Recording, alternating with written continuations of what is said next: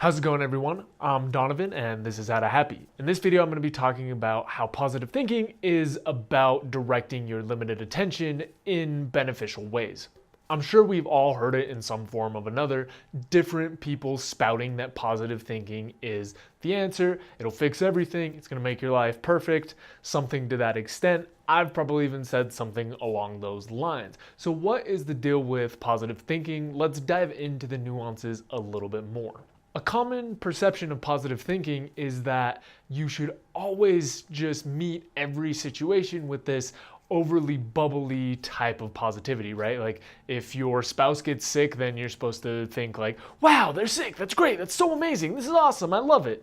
And I totally understand why people get turned off by that idea, right? It's just not realistic. When bad things happen, we don't have these overly positive, super happy responses to them. That's not the way that we're wired. That's not what comes naturally. Not only that, but it just misses the point of a lot of things that can be serious if you're thinking in that way. And for a lot of people, it's super off-putting. Totally understand that. That's not really what positive thinking is about. Let's get into what it is more so about. If positive thinking isn't meant to be this endless onslaught of just rainbows and puppies and hooray, then what it should be is something closer to using your limited attention in a way that brings you the most benefit. We can do this by combating negative thought distortions, by focusing on solutions, by making the best of situations, and by reducing the number of negative assumptions that we make.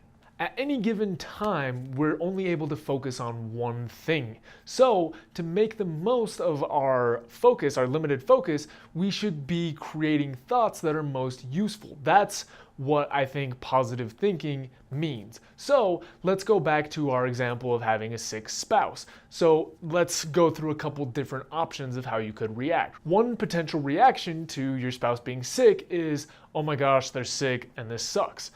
That's a really normal reaction. However, what you do next or what you follow up with is really important, because if you're just gonna sit there and continually think, wow, this sucks, wow, this is terrible, wow, this is awful, it doesn't get you any closer to a solution, and it also just makes you feel terrible in the process. Now we can go to the natural opposite of that, and if your spouse gets sick, you try to push through and force yourself to think, oh wow, this is really amazing, this is awesome, this is great, I'm glad they're sick, life is good, right? Not only is that unnatural, it's dodging the reality of the situation, right? It's just pushing through this positivity that isn't legitimate. And so for a lot of people, they try to kind of do this, but it doesn't feel good, and their real feelings dictate something else, as well as they're not making any progress on the actual problem. Now, the last way, what I would call positive thinking, and this is a prime example, is saying, okay, my significant other is sick, I don't like this, but what can I do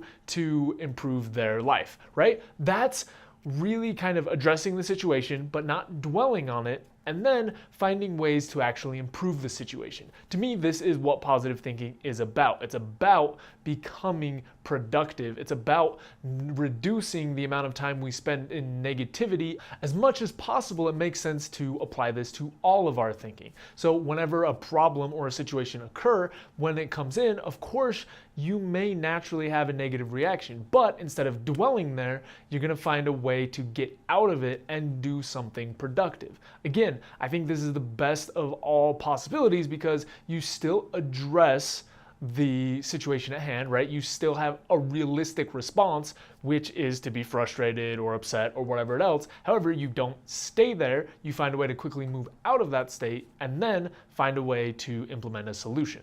It's all about framing our attention in a way that reduces our negative feelings and increases positive ones and productivity. Now, I know this is easier said than done, but doing this consistently will help develop those habits. If you want to get started on reframing your attention and start building positive thinking, one good way to do it is when you have thoughts to periodically challenge them by asking yourself, okay, is this a useful thought? Is this productive? Is this helpful?